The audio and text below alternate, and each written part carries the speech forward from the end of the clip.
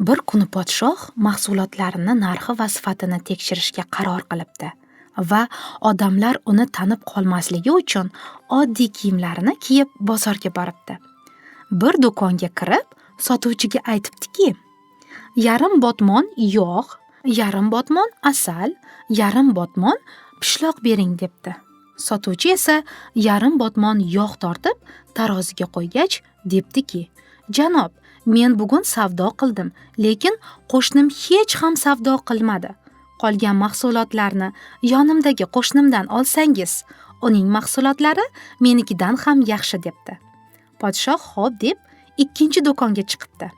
U yerdagi sotuvchiga yarim botmon asal, yarim botmon pishloq bering debdi. Sotuvchi yarim botmon asalni taroziga qo'yib, pulini sanab olgach debdiki, janob, yonimdagi do'kondan olsangiz deb uchinchi do'konni ko'rsatibdi. Men bugun savdo qildim, lekin bu yonimdagi sotuvchi hali savdo qilmadi. Uning mahsulotlari menikidan yaxshiroq debdi. Podshoh shunda do'kondan chiqib ketayotganda savdogarlarning halolligi va bag'ri kengligiga qoyil qolibdi.